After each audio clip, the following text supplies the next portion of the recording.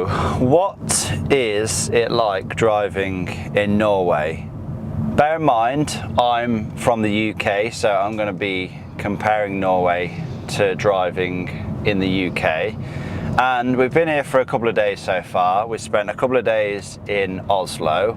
So if you are visiting Norway and you are going to Oslo, I don't think you necessarily need a car in Oslo. If you're only staying in the city, you want to stay around the city centre, there's public transport, you can get it around very, very easily. We didn't opt for public transport, we just drove everywhere, and we found that parking was not difficult, but it was very expensive. Just to put things into perspective, I think it was for 3 hours parking in the centre of Oslo, it was around 400 kroner, and at the time of recording that equals to around £30. So yeah, very, very expensive to park in Oslo. So if you are just visiting Oslo, you don't need a car, just use public transport. So they have trains, trams, buses and all the rest of it. However, if you want to see the country, you want to see the rest of the country, maybe you want to travel to Bergen and, Trondheim, which we are visiting ourselves, then I think car is the best way to go. What I will say, comparing Norway to the UK again, it does seem like the infrastructure for EVs, electric vehicles, is a whole lot better here. There seems to be a whole lot more electric cars on the road. I would say 1 in every 3 cars here is an electric car. The car I'm driving at the moment is a hybrid. It's not a plug-in hybrid, thankfully. I don't want to be sitting charging, wasting my time here charging up. I just want to fuel up and get on my way. But yeah, the car that I'm in is a hybrid. Obviously it's a hire car. It works very well, very good on fuel and all the rest of it. But yeah, I think the infrastructure for electric cars here is a hell of a lot better. So just know that if you are maybe traveling here from another country in your own EV, or if you are, hiring an EV, because chances are, if you are hiring a car, it's either going to be a hybrid or an electric vehicle. This car that I'm in right now, it was one of the only non-EVs, one of the only internal combustion engine cars that I could have hired. So yeah, most of the hire cars here are actually EVs. But yeah, if you do have an EV here, just know that you're going to be able to charge it absolutely fine. Another thing I want to talk about is the road surface quality. There seems to be no potholes here. Coming from the UK, this is an absolute delight to drive on. The roads are honestly so smooth. I don't understand why they cannot build roads like this in the UK. When I'm driving at home, it feels like I'm just driving all over the place to try and dodge the potholes, whereas here, you can just go straight and there seems to be no potholes, no divots, no drain covers or anything in the road. It's so nice to drive, and I don't know why they can't get it right in the UK. But yeah, I don't know if it's a funding thing in the UK, why they can't repair or build roads properly, but they are just so much better here, and it seems to be the case for most of the rest of Europe as well. There seems to be a lot better there compared to in the UK. But yeah, so nice to drive out here.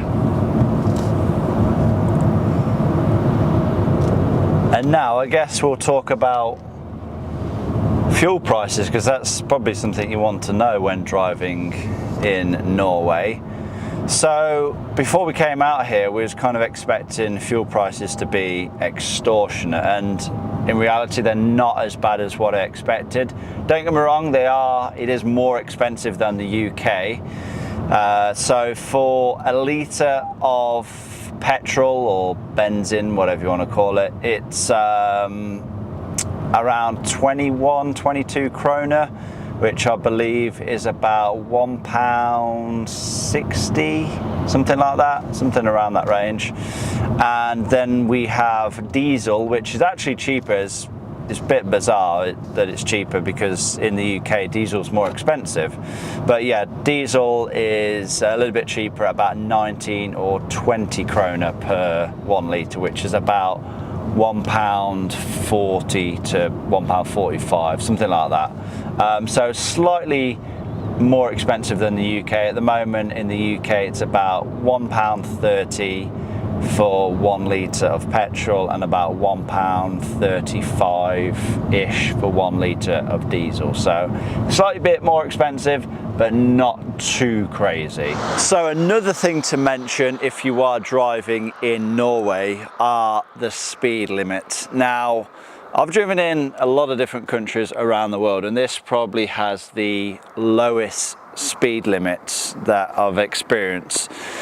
There are a few motorways in and around Oslo, but when you're in the middle of nowhere, you're going to be on probably a single lane road, so just one lane going in either direction, and you're probably only going to be going about 70, 80 or maybe 90 kilometers an hour, which is only like 40 to 55 miles an hour.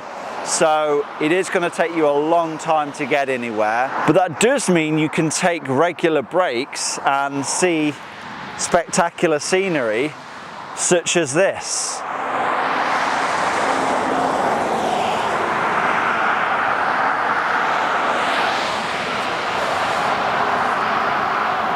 So yes, if you are visiting Norway, make sure you have plenty of time here. Make sure you are not trying to cram too much in a short space of time, because it's going to take you a long time to get around. There's no way of getting around that.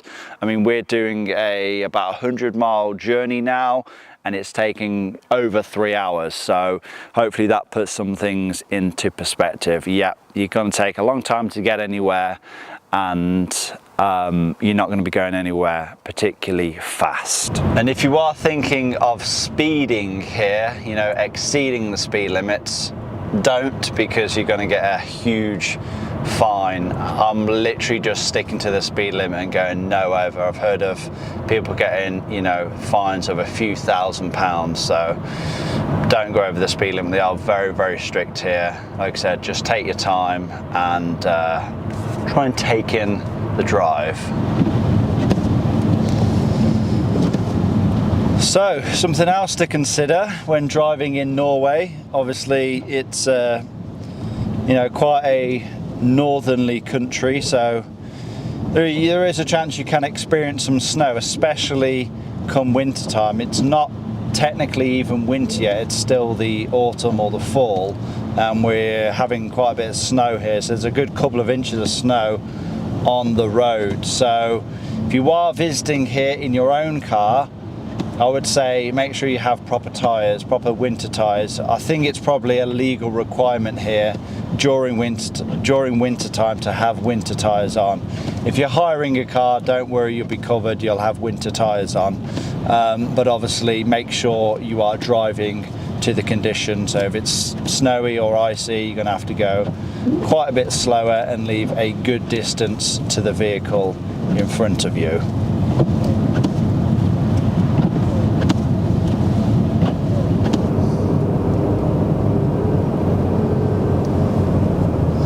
Another thing I want to make a point of is the tolls here in Norway. So pretty much to get anywhere in Norway, you're probably going to have to go on a toll road at some point. I mean, don't get me wrong, there probably are, ways to get around the tolls, but you're probably going to double your journey time. So just to give an example, I think there was one trip that was like 2 hours with tolls, but it was like 3.5, 4 hours without tolls. So it is annoying, but I think that's how they fund the road projects here, all of the tunnels and bridges and whatever else, and I think that's part of the reason why the roads are so much better quality here as well, because of those toll payments. I don't know how it works if you're driving a foreign car here. I'd imagine, I really don't know, because it's like getting a speeding ticket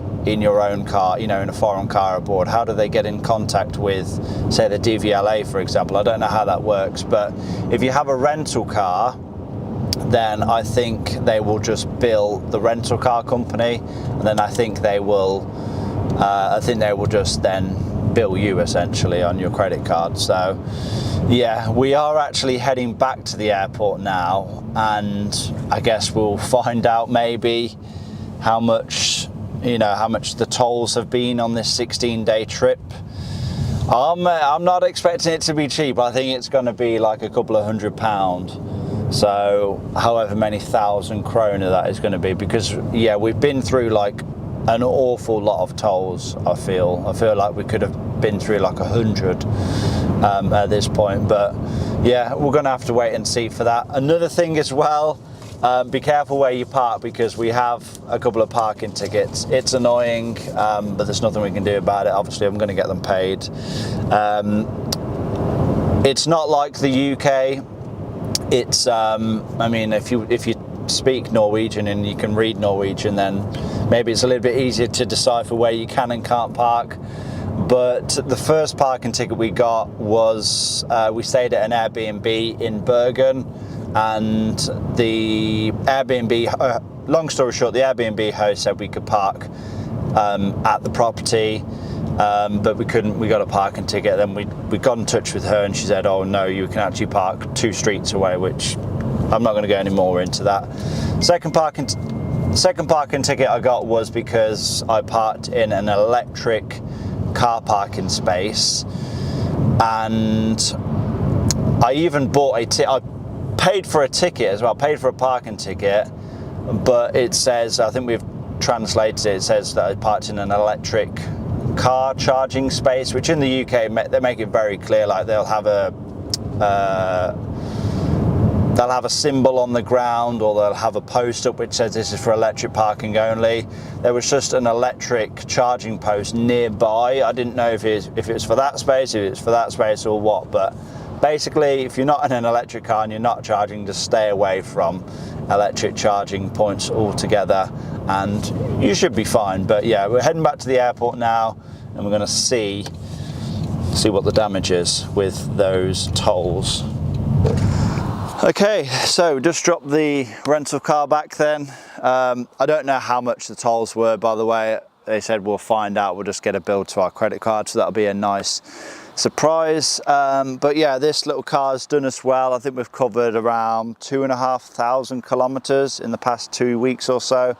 And yeah, it hasn't, skipped a beat, as a rental car shouldn't. It's pretty much a brand new car. But yeah, our driving experience here in Norway on the whole has been a positive one. Obviously a few little things, we've got a few parking tickets, had to pay a lot of tolls and things like that. It's got to be expensive to drive here, but honestly all that is worth the scenery, the beautiful fjords, mountains and all the rest of it that you're gonna see here. So if you are thinking about driving here in Norway, do it. Yeah, you're not going to regret it. But I want to thank you all for watching. Remember to give this video a like, leave a comment down below, subscribe if you have not already done so, and we'll see you all in that next one.